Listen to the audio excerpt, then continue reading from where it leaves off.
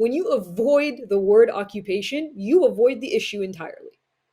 You are ignoring the root cause of all of it. And you can see it. It's so interesting because you hear this from U.S. officials, and you hear it in the language of Israeli officials as well. There's a lot of talk of October 7th, but you're not allowed to talk about before October 7th, because nothing before October 7th can justify October 7th, but October 7th can justify everything thereafter. That's just a logical fallacy. That's not reality. That's not a rational way of approaching something. You are justifying the current actions of the state of Israel based on one day, but you're ignoring 75 years.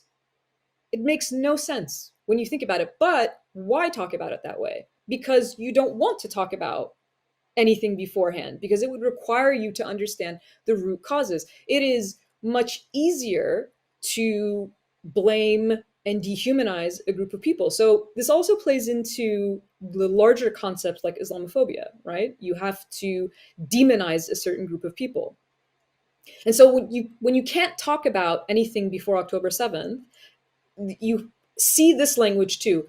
Hamas becomes a catch-all for something bad, something evil, with no attempt to understand the existence of Hamas, right? So the root cause of the problem becomes Hamas. But what if we look at before 1987, when there was still an occupation, but no Hamas? What if we look at what's happening and was happening before October 7th in the West Bank, where Hamas is not in power? You can't talk about those things.